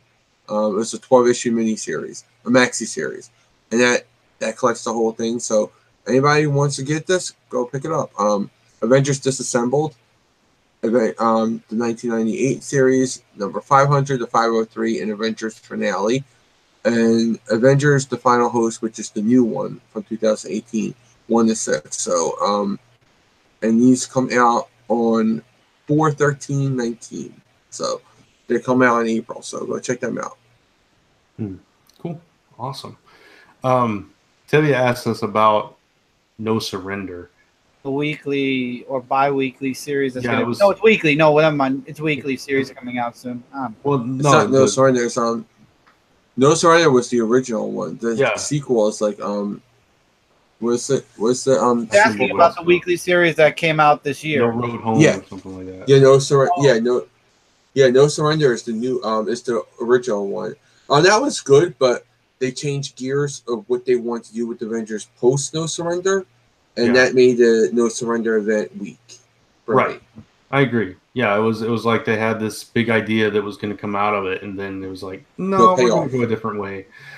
It was essentially rendered moot. Because you had no outcome of it, nothing really mattered in there. The only outcome was what happened with Quicksilver, and that was turned around in the miniseries. Yeah. So I thought it was okay. It wasn't the best Avengers story I ever read, but it wasn't bad either. Yeah, it was a good one, but it wasn't great. Tevye says it was pointless. Well, it wasn't pointless. It was a good story, but it was a good story. But ultimately the outcome of it was kind of pointless. Yeah, it was rendered. Like I said, it was rendered moot because you didn't have any payoff for it. It was building for payoff on all these characters. Hulk had a story in there. That would have been interesting to tell. What's her name? Voyager. Yeah. Her character alone was interesting. Yeah. That was interesting. Yeah, I love that. There's a lot of interesting stuff that was. Oh God, what was that one? When they had all those different. Where was the female Avengers? Oh my God. A-Force. A-Force. I wish we can get a good A-Force book again. I really do. I loved it when it was during the Secret War. Yeah. Would have been great if it came back and did better than it did after Secret Wars. Yeah, I loved seeing Singularity pop up in this Marvel because it made me remember that. It was like, that was so good. But they're not. But then at the same time, I was disappointed because it's like, that's it. Never going to use her. Yeah, exactly. like she's just going to be that cameo girl. Like every now and then they'll pop her up. She's such a good character. Yeah, she is. It's so unique. Yeah, I loved her. Like there's so much potential, but they just we don't need her anymore because we're done with our pushing our female character, so we don't really need her. Exactly. I mean, that was a good book. I liked it. A-Force. I thought it was very solid. Actually, it made me like those individual characters better than your individual series did. Yeah, that's what I was going to say. Like, it made me care more about Medusa than I did in Inhumans. You know, Miss Marvel was better than she was in her book. Yeah. She-Hulk was better in her book. So much better. Yeah. I mean, these characters were really freaking good. And I loved them in that. And then canceled it. Like, cancel all those individual series and just give me the A-Force book back. Yeah, like, I agree. I want that A-Force book back because that was a really solid run, I think. Sorry, wrong Voyager. Were you talking about Star Trek? I thought he meant Star Trek. For some reason, I read it and it's like, okay, I'm glad they made I'm not in it there. at least. And that's like, hilarious. My Star Trek just kicked in for a moment there. I'm sorry, my Star Trek is showing. Zombie Powder wants to know what you think of J. Michael Straczynski, Chris. He's hit and miss for me. I liked a few of his runs with Spider-Man. I didn't like a few of his other runs elsewhere. I did like his Thor, though. I thought Straczynski's Thor was strong. His Thor was good. I have no problem with him. I just hated what he did to Spider-Man. Spider-Man is my favorite character, obviously. Yeah, there were a few Spider-Man stories he did that I did not like. Wasn't he a part of the whole reveal Spider-Man's identity? Yeah, I mean he did the other. He did the whole. I didn't mind the other except for the other ending. Made it positive with Kane. That really built on Kane a bit. I hated the other storyline. I hated what he did with Gwen Stacy and Norman. He's the one that did that. Yeah, I hated that. The only reason why I liked the other, well, I liked the idea of the other, was because they were teasing it as Ben Reilly coming back. If you remember that, they were teasing that as Ben Reilly coming back. So I was like really excited about it, and the story was interesting. But then they ruined it with the ending of it. So like I liked parts of it, but like the other was okay. I can tolerate the other because that was also part of I think Marvel Knights. Was it Marvel Knights? I know it's part of their mature line because it was Marvel Knights. I think. Yeah, it had to be Marvel Knights. That was the mature line. Yeah, I think that was Marvel Knights. That was when they stopped doing Marvel Knights where it was like separated from the whole universe. Because they also did 4, which was the Fantastic Four version of Marvel Knights. Because I think Spider-Man was, because it was what Spider book was in there? I think it was Peter Parker Spider-Man was. Yeah, I think it was Peter Parker Spider-Man. Was the Marvel Knight book, and then the rest of them were it was either that or it was Sensational. One of them were Marvel Knights. I remember think it was that. Peter Parker. I know Peter David was doing the Friendly Neighborhood Spider-Man. Yeah. That tied into the other, and I hated that entire series too. I sold it all. I got it all, and then I sold it all. And see, you also have to understand, people listening, is that Brant is a huge Spider-Man fan, same way I'm a huge Superman fan. And when you're a huge fan of someone, you have a clear picture in your head of who that character is. You know that character. You breathe that character. You understand that character on multiple levels. And I know that's how Brant feels about Spider-Man, and that's how Chris and I feel about Superman. So when you see someone writing them that is not the way that they should be written, it comes off extra difficult for you than it does for the average reader. Yeah. And granted, that's all from my own perspective and my own personal take on the character. So. No, I didn't like Straczynski on Spider-Man. A few of his. The only reason I liked it was, again, what they did with the other in Kane. What they did with the other in Spider-Man. Yeah, see, that's the thing. And it was an interesting direction to go with the character to make him like part of this bigger thing. But at the same time, because of the other, now we have all this stuff that we kind of are like, with Spider-Force and Spider-Geddon and all that stems from the web of life has been destroyed, so maybe it's over now. Maybe. I don't know. Either way, that's my own personal take on his Spider-Man stuff. But his story was pretty good. But I agree with you though, Brant. As a whole, I did not like his run. But I'm more leaning with Chris on that. I like the other just because of parts of it were good, and then I liked what it led with King until it was undone in Spider-Verse. Like I did like the outcome for King because it did redeem that character a lot. Gotcha.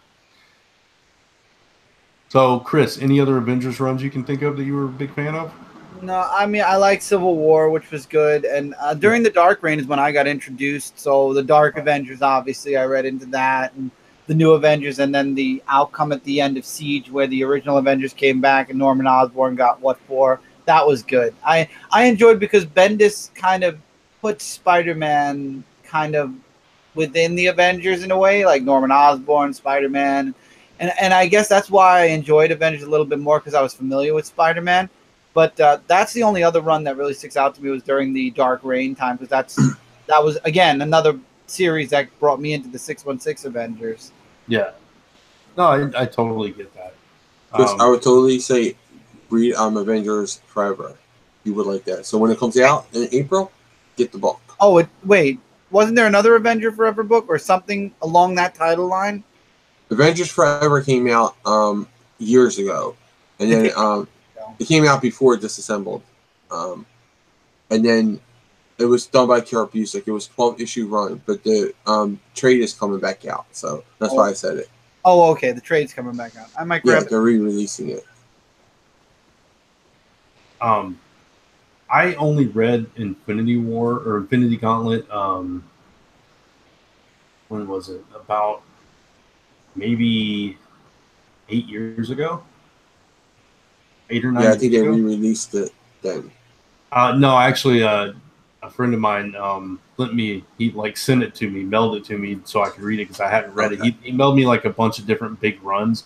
I had never at that point. I had never read Crisis on Infinite Earths. I'd never read Infinity Gauntlet.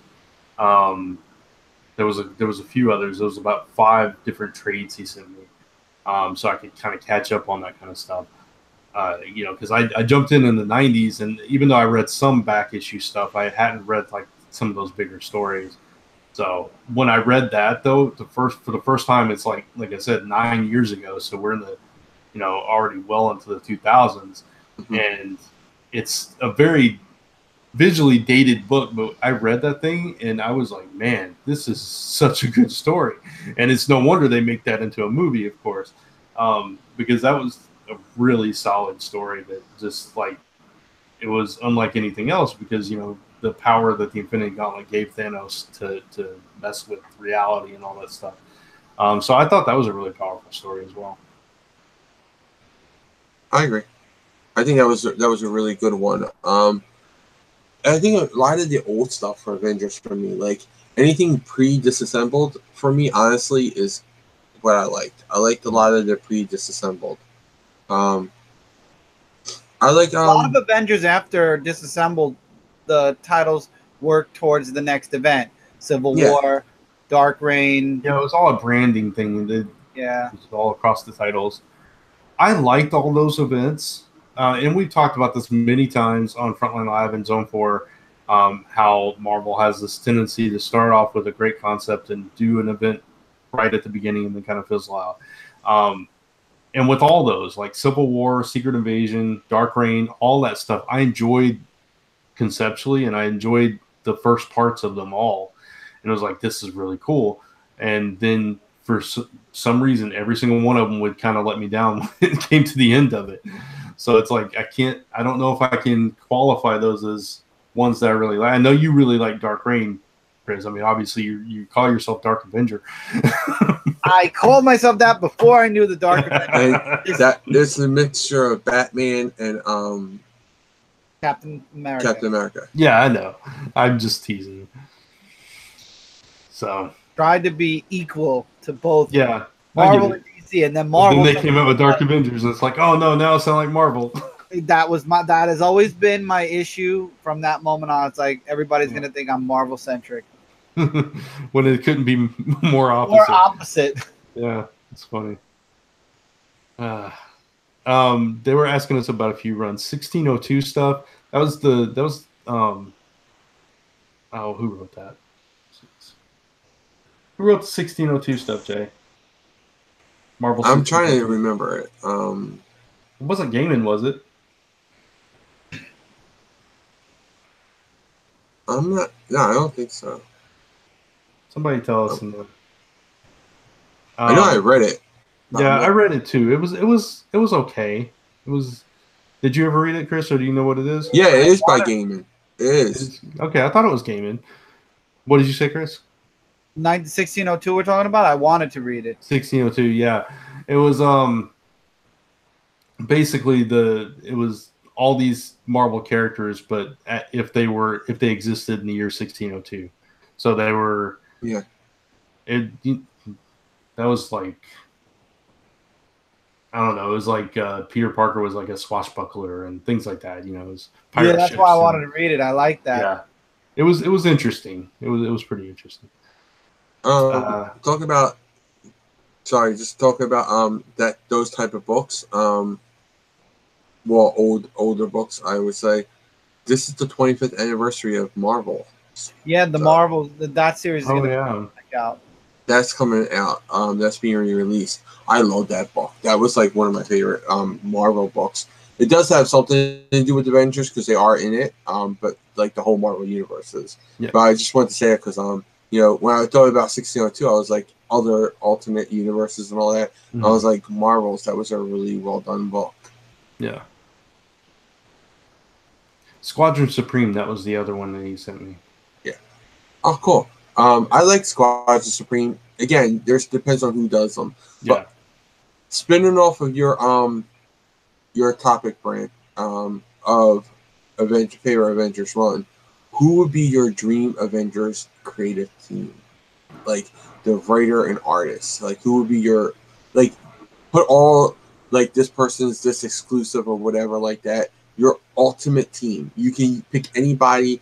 If you want to take someone who's like Alex Ross, who only does covers now, if you want to take him out and make him be the artist, you can do it. You have complete control, magic over everything. You can make any. They have to be alive though.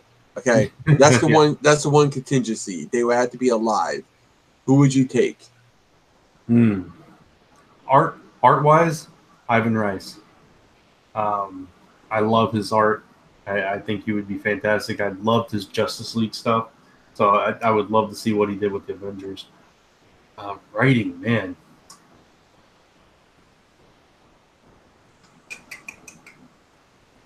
Tom Taylor. Damn it! I think we were all. It's okay. I have that's a like the common element for all of us. Yeah. I was thinking Tom Taylor too. So we all agree on Tom Taylor. So our artists are probably going to be where we differ. I would love to see Jim Lee draw, Tom Taylor write, and it'd be the new Avengers again. So seeing Jim Lee draw Spider-Man and Luke Cage. That'd be cool. I would love Jim Lee on anything. He's one of my favorite artists of all time. Oh yeah. My only problem with Jim Lee is the freaking extra lines he likes to draw. He'll just draw lines on the guy's face for no reason. Jim Lee is on Twitch. He does live streams all the time. Where I watch him all the time. I do too. But I'm saying he has this thing where it will be like a face just like this, and then for some reason it'll have 6 lines on the face for no reason whatsoever. It would just be 6 lines. It's his version of shadowing. Yeah, I know, but it does not look like shadowing. That's what I'm saying. It doesn't. It just random lines. Shadowing is different than that. That's my only problem with him, though. That's my only problem with his art. That and he likes the Mandarin collars. Yeah, he does. The people in the chat are breaking my heart, man. I got to aggressively relaxing once Mike Allred on it, man. That just hurts me to my core. And Jesse wants to give Hickman. Oh my God, you guys are killing me. You want to go back to Hickman again? Didn't he have him already? I'd love to see Grant Morrison write the. He did. Yeah, he did New Avengers. Hickman did, right? Or did he do both? He might have done both. I think he did both. Yeah, it was. Yeah. It was the whole build up to the What was it? The one where the Terrigen bomb. Wait, remember? Yeah. He built all the way up to that. Right. But Tom Taylor, and for me, it would probably be Steve McNiven. I love his art. I think because again, this is another. Or no, you know who? What? The Dotsons.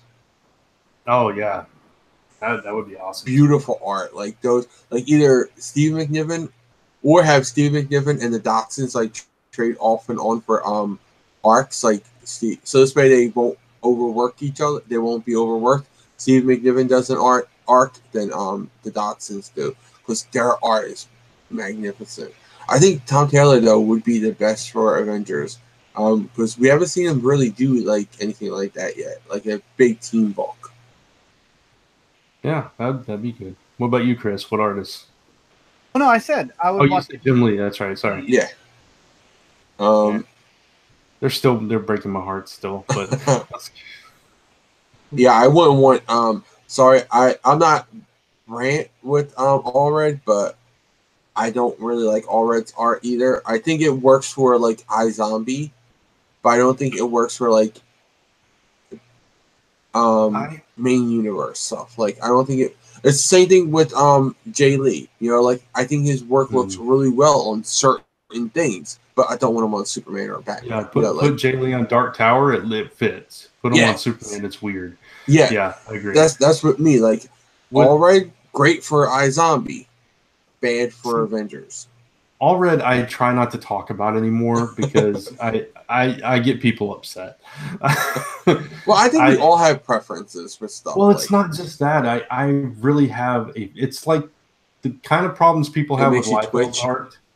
Yeah, it's because they don't feel like Liefeld has a grasp on anatomy and different things like that. Yeah. I feel the same way about All Red. And it's like go ahead. No, I was just gonna say he makes everybody have like these bags under their eyes. Like, well, and his limbs look disproportionate to me. Yes, they do. Weird stuff like that, and I don't like it. So I try not to say too much about it. But he also has a good Oh, sorry. Go ahead. No, I was just gonna say no disrespect to anybody's picks. If that's who you like, that's cool. Man is his other book too. I like the art for that because it's the original. It's also again like what's the name's art when it's on Kick-Ass and all. Like that's good. Romita Jr. Yeah, like it's okay for that, but I don't want to see him on Spider-Man ever again, like or Superman. Like I don't want to see because again I'm telling you, look at Moreland and look at what was his name, Ulysses. Yeah, from Superman. Same freaking character. Same character. It's so weird though because that wasn't always his style. No, it wasn't. He was good in the 90s. Yeah, he drew classic Spider-Man stuff in the 90s and it looked really good. And then for some reason, at some point in time, he just completely changed his style and it's just like, okay. What are we talking about? Which artist? John Romita Jr. Oh my God. Yeah, I'm glad he only did like 3 Superman books, and then it was just too much, and he backed out. My God. No, he did a whole run, Chris. He did the whole run with Jeff Johns. They did that whole run together. Wow, I must have really been ignoring Superman. It was the whole. Remember, it was the whole Ulysses thing and all that. Like that's they right. did the whole run. Yeah. Wow. I literally erased New 52. Yeah, you blocked a big chunk of that out. I blocked a lot of that shit out, and it's in my box too. Wow. Okay. Yeah, he did a whole run on that. No, Serenity. He said, "Isn't it his wife that draws and he writes?" No, he's the artist. Yeah, Mark Allred's the artist. His wife is a colorist. I think. Yeah. Yeah, I think she's a colorist. Then I think it's his brother. Inker? Yeah. Yeah, his brother. Oh. Anyway. I think we all had those creators that we just don't want on any book. Like again, like I do give Rob Liefeld a big crap about certain stuff, like not being able to draw feet, and the Captain America. Like I don't think he could ever live that down. He's never living the Captain America down. Yeah. Did you ever see the video of Stan Lee? No. There's a video online. Everybody has to look it up. Stan Lee, Rob Liefeld, and Tom McFarlane, I think it is. And they're drawing, and they're standing up, and they're just like drawing, and Stan Lee's on the side of them, and he's talking to them like, "Well, why are you doing that with the character? Why are you doing this? What's his motivation for this?" Because they're creating a new character as they're doing it. Like they're each contributing something to the art. They're like, "Oh, you already put a gauntlet here and this here," and he was like, "Well, why does he need this? Why did he?" And what's the name? Liefeld starts to say something, and Stan Lee goes, "I told you, you can just draw. don't talk. he tells him to shut up. Basically, he's like, "When you're a big boy, you can," or something like that. You had to look it up. It is the funniest thing ever. Like he tells them like they can't draw. Like he's critiquing them, but he's being honest and he's being trying to be nice to them. But he's basically telling them like, "Why are you putting pouches on these people? Why does he have that? Why is he like this?" And he's like, he just tells Rob Liefeld to just like be quiet. Like he literally tells him like to be quiet. You had to watch it. It's Stanley, Rob Liefeld, and I think Tom McFarlane. I'm gonna get the link and I'll share it in the chat with you guys, and then I'll post it in the live chat just for anybody else who wants to see it. But it's a hilarious video. Like I was watching, it was like right after he passed away, people were posting all this old stuff. It was like some in the vault type thing. Like people were like, oh, this is a classic one. I was like, oh my god, that was so hilarious. I was cracking up. It was like, I think it was like right when they were forming Image Comics. So it was like, it was at that like transition. He was like ripping on Liefeld in it. Maybe that's part of why he left. Who knows? That's funny. Zombie Powder asked if our heads would explode if J. Michael Straczynski and David S. Goyer, if they teamed up for a comic. No, I probably wouldn't be a fan of it, but my head would explode. Yeah, David S. Goyer's a writer too, right? Yeah. He's okay. He's all right. Except for when he has to write Superman movies. Then he's not allowed to do it. Just saying. My head would explode if it was Hickman and Allred together. That's when my head would. And then you throw Grant Morrison into the third person mix for the heck of it. At least I sometimes enjoy Morrison. I mean, Klaus. Yeah, that's true. Really I keep ripping on him for Green Lantern, but he does write good. I do like a fair amount of his work, and I loved his Justice League of America run. I just stay away from my X-Men, dude. I think this is it. The X-Men. The only reason I don't like it is because of the direction he went, and I know where he was right as he wrote that book. Like where the X-Men were when he started it and how much he had changed. Going into it not knowing the past, I was okay with it, but knowing what was changed and the fact that Jean and then just right to Emma Frost and the way he made Scott. Yeah. See, I did know, and I also didn't like the art. I'm not a Quietly fan either, so it was like double. Yeah, that threw me off too. I didn't like that either. I don't like Quietly's artwork sometimes, and it didn't. Quietly's not that bad for me. Like I'm not a fan of it, but I'm not like a hater of it. Oh, it didn't take me away from it. I'm not as big a fan of his as I would have been somebody else. I like you guys know how I really like my artists. Like I like my super detailed stuff. So I would take Hickman Liefeld over Hickman Allred, Jesse. I would take Liefeld over Allred. That would be hard for me because I really do not like Liefeld. Well, he doesn't draw. He writes. No drawing. No, because it would be if it Hickman Liefeld, it would be he would have to be the artist, right? Right. Oh, then no. I would still take over Allred.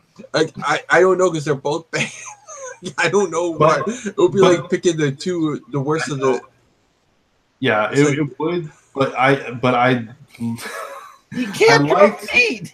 I know, but I liked the original X-Force and I liked Youngblood in the beginning just because nostalgia. Okay, I would say with Liefeld. I would go with Liefeld. I would deal with Liefeld over Allred's art though. So yeah, I think you can cover up things like with cut off the feet. Nobody has feet in the book. Like you could cover up his mistakes more I think.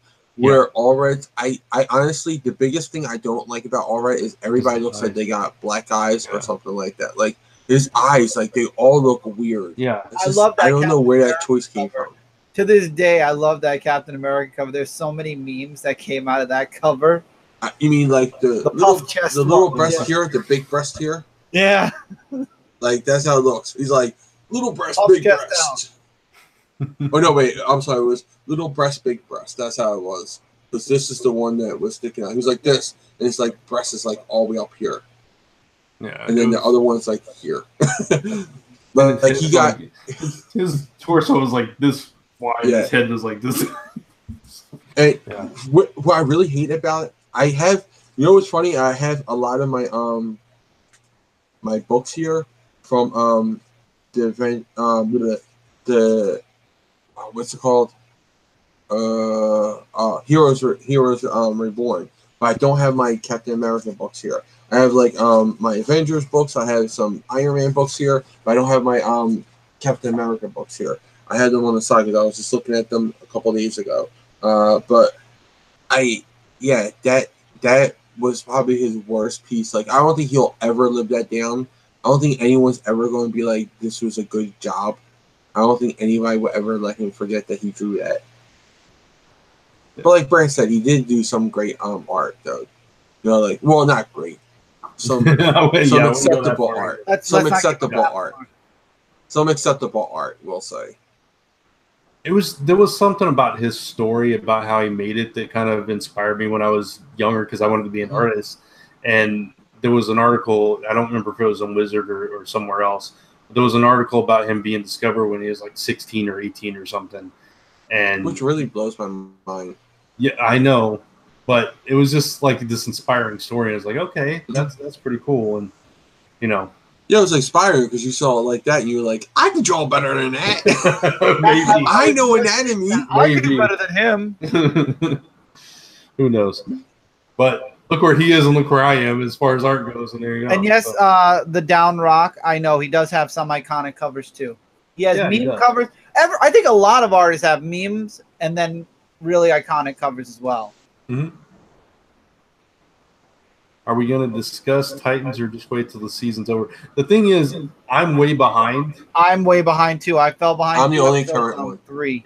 I've only read I've only watched the last episode I watched was Doom Patrol. So whatever after that I haven't seen yet. That was episode 4, I think. Yeah, I think so. I couldn't remember if it was 4 or 5. Yeah, I'm current. I'm the only current one on it. So. And we are doing it for Media Madness, but that's going to be in January because we have so much filled up for this like Media Madness we have coming up. We're going to do one with Zone 4, so there's going to be a Zone 4 Media Madness matchup. That will be coming up soon. But yeah, we have so much working on Zone 4, on Media Madness that we're not going to be able to do a Titans recap until I think it's like January something, like middle of January, like second week of January. That's a lot of Media Madness. Serenity says no spoilers, but did you like episode 8, Jay? Episode 8 was the Donna Troy one.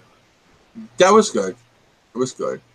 I don't like, so I'm torn with Titans. Like I said this in Discord, I'm torn with Titans. Because writing-wise, it's good. Story-wise, it's good. Me being a fan of the characters, not so much. Like, I have again, it goes back to you have a clear understanding of these characters. Like Jesse said, not my Starfire. That's the same thing I feel. Like, a lot of these people, I think episode 7, I think, or it was a 6. I think it's episode 7. A lot of people got triggered by that episode, and once you guys get to 7, you'll see why, and you'll understand why I said that. But I don't. Again, no spoilers. I'm not giving any spoilers for anybody. But I don't like what they're doing with certain characters in it, and I don't like some of the things that they've done. But like this episode that aired today, I thought that was pretty good. I like that one. It was just for those out there, no spoilers, but it's just a Hawk Dove episode. None of the other Raven's in it, like very little. Like you get a little bit of Raven, like this much Raven, but the rest of it's all Hawk Dove, and you get both doves. So, and that was already, I think. So it's centric on Hawk and Dove this episode. Yeah, the 9th episode was all Hawk and Dove. So which is good because that's what we liked about the 3rd episode. Yeah, second. I thought it was the second. That's why I questioned it. Yeah, and then 3rd was Beast Boy, I think. Right. Okay. No.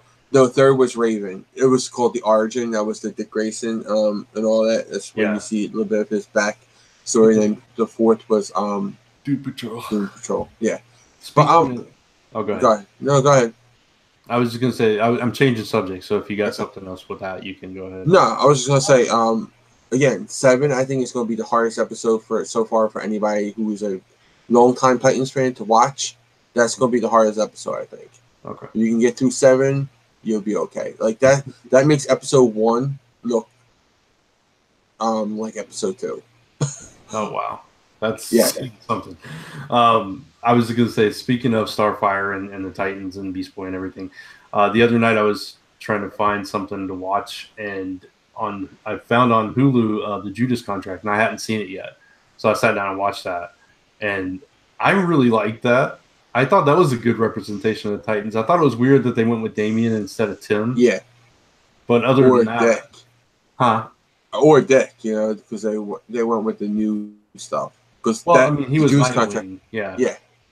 So I was fine with him being Nightwing because they did the whole flashback and brought it to the present. But it was weird, A, not having Cyborg in it, and B, not having Tim and it being Damian instead. But I thought it was okay. Yeah. So I enjoyed it. I know a lot of people didn't like it. Would you want to see that translated into into the Titans TV show, like the Judas Contract? I think that would be a really good one. Oh yeah. Because especially with the mature themes of that, with I think that would be the one time that they can actually do it justice, because you can have the whole Terra and Deathstroke weird relationship. That thing that they had, you can have that explore there. And I think Titans will be the place to do that. So I think that would be really good for season 2 or season 3, because we know we're in season 2 already. We already know about Dick and his Robin costume, and we all know that Dick's going to become Nightwing in the future. It would be cool for a season 2 thing to have Nightwing, I think he's going to become Nightwing in season 1. You think the last episode will be that? I think they're going to make it him be Nightwing. By the end of the season, he will be Nightwing, I think. You think? Yeah, I think that's what this whole thing is. It's his journey to becoming Nightwing. And even if, because I don't know what their budget for it is, and so far aside from Raven, it's kind of like, again, street level kind of stuff they're going for here. If they didn't want to go the Terror route, they could do Rose instead. Yeah, that would be good too. There was something else I wanted to say. Just on the same line, but a little bit different, a little bit to the left. We're gonna go a little bit to the left. Did you hear what they're doing with Young Justice #1? The comic. Because Chris and I were talking about this when we were doing. Are you talking about the variants? No, about the main cover. They decided to change it because they were going to do. Because the main cover for #1 was just the 3 boys, Robin, Superboy, and Impulse. The founding members of Young Justice. Yeah. And then the second issue was going to be just the girls. Because me and Chris was talking about this when we were doing our DC solicitations. Well, people got mad. They were saying it was sexist to have just the 3 boys on there alone. So now they're putting that on for the first issue. So now they're putting that up to issue 3, I think it is. That's going to be the cover for issue 3. And the cover for issue 1 is going to have all of them on it. So because people got mad because they were like, it's sexist that the boys are only the boys are on there when there's girls on this team too. It was okay for all the girls though. Well, issue 3 is going to have all the boys. They're saying that issue 1 should have the whole team on it. Well, I know that when I made my order for DCBS, I got they did individual character ones with different artists. They have a variant, and then they have the regular cover. I got the whole bundle. Yeah, I wonder how that's going to change your order then, because I know that they redid that to where there's. No, they're just going to change the main cover. They'll just say that the main cover is different. It'll still be the main, the variant, and the individuals. Yeah, because the variant for that is going to be There's also a variant with the pencil, just the pencils, the black and white, whatever you want to call it. Sketch variant. Yeah. So they're doing that one, and it's but I don't know. I don't think they should have changed it. I mean, because I know the reason why they did just the 3 was because they were the founding members of the Justice League, Young Justice. So I think it fit that way. And plus, then you got issue #2 out, and you can see that they're going for. These are the old ones. These are the new people that are joining, So I think it was okay, but, the cover looks awesome, though. the same artist did. I forget who did it, I but wish the I same could artist did it. I wish they'd show us what the variant look like. I hate when I make orders and it's like, yeah, variant cover picture not available. So it's like I have no Yeah. clue what I'm buying. It could look better than the regular cover, but I won't know. Yeah, I until don't it think comes they in should the put mail. out for order unless they can show you it. Because Right. especially for art covers, like you want to know what you're buying.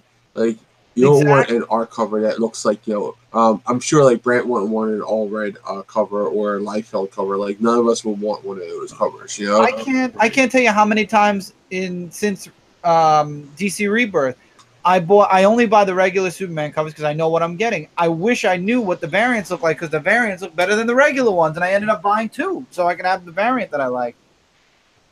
Yeah, I like their variants lately. They have really nice variants. DC just as a whole. Mm-hmm. Yeah, And they're they're very nice. They've stepped up their variants game. What, Brent? What? What'd you say, Brent? I said they stepped up their variants game. Yeah. Agree. I like that they only do like one. And that's just like a big thing. Then they'll do multiples. But usually it's just like the one a week. Like, you know, you'll get this and that. You know, you only get like the two options instead of like 20. And they're always the same price. You know, Yeah. I haven't seen a DC book be like, oh, this is, you know, $25 if you want that variant. You know, like not lately. Like of course they've had it in the past and they probably will in the future. But like usually it's like, oh, this is $3.99, this is $3.99, or this is $2.99, this is $2.99.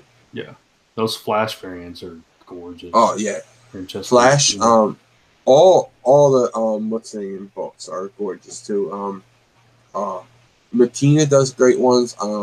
Art Germ does great ones. Like they have some really good. Like why aren't these like main covers? Like that's what your main cover should be like.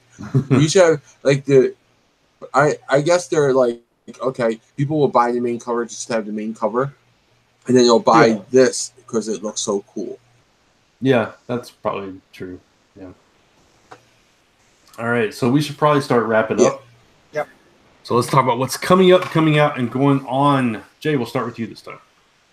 Okay, just let me get my calendar out. Because that's the only way I would know what I'm doing. All right. Let's see. Tomorrow night, Jesse, I'm not sure if you're going to be on it, but let me know in the comments if you are. Jesse and Justin are going to join me, hopefully, for Talking Track. That'll be tomorrow night at 10:30 p.m. Eastern Time. Tuesday night is Frontline Live. That's every Tuesday night, 10 o'clock p.m. Eastern Time. We only have 2 more episodes left before we take a 2-week hiatus for the holidays. So we'll be back to normal episodes for that. So we'll have the news, the top 5, all that good stuff.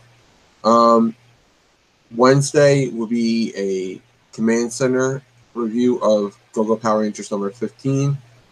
Thursday is Media Madness on, let me see, that's the DC TV Elseworlds crossover. So we're going to be covering that on Thursday. And then that brings us to Zone 4 on Friday. So follow me on Twitter at Comic Book Theater without the R, and all over other social media with Comic Book Theater with the R. So awesome. Chris? All right, right now, what's going on? I'm actually checking to make sure. I have a Fallout 76 review that will be going up on Frontline as soon as I edit things together.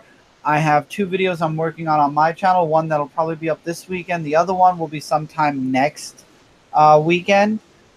This is the holiday time of the year, so December I'm a little bit slower when it comes to video making and stuff in general because I'm always out. I'm always about holiday shopping, I'm sure we all can relate to that. All of us can. So the holidays kind of bugger up a lot of my time. I'm done shopping. I've been not just shopping. So I can't relate to that. And stuff oh yeah. I'm just saying I can't relate to the shopping thing because I do that ahead because I don't like the craziness. I have a son who changes his mind every 5 minutes, so I'm lucky if what I get today is something he'll want by Christmas. So yeah, it's just I'm very busy, but I'm trying to get as much as I can out. I'm doing Streammas over on Twitch where I'm streaming a little bit, even if it's a half hour a day. I probably will be streaming after Zone 4 because while I did do something in the morning, I have not done anything tonight, so I might do a little Fortnite or something tonight. We'll see, just to have the record going. And Brooklyn Boys will be doing the 12 Days of Christmas or Switchmas, so that'll be next week. So that's it for me. Cool. All right. For me, check out my channel at Brant Fowler. Monday Musings. I'm looking at the screen. Monday Musings. On my channel every Monday, obviously. This month, or like December 1st through 25th, I'm doing 25 Days of Christmas on patreon.com/Brant Fowler, where I'm doing a free content post, at least one, every single day of the week. Today's will be up very, very late because it's been slammed today. So that will be going up later tonight, though. And then tomorrow will be a brand new weekly writing. I've got a short story coming for you. So hope you enjoy that. You can follow me on Twitter and Facebook at Brant Fowler, on Instagram at Last Timber Press, lasttimberpress.com, zone4podcast.com. And my topic videos on Frontline go up on Thursdays. That's it for me. Oh, yeah. Sorry. Topic video for me on Wednesdays. I forgot about that. Bad echo, Chris. Yeah. So just My end? Is it my end? I'm pretty sure it is. I'm just going to mute at this point then. Yeah, just mute it. All right, so I believe it is my turn to read us out. Let me just pull it up here. We'd like to thank the official bands of Zone 4, the Raywall Band, and Society's Plague that you hear on the show each and every episode. We are also proud members of the Comics Podcast Network. You can find us right here on Comic Frontline every Friday live. Join in the discussion and join the chat and talk with us live, and we'll interact with you. Also on comicspodcast.com, Stitcher, iTunes, and of course, zone4podcast.com. If you have any comments, questions, or suggestions for us, send those to zone4podcast@gmail.com. And as always, thanks for listening. You are now leaving the fantastic Zone 4. Bye, everybody. Bye, everybody.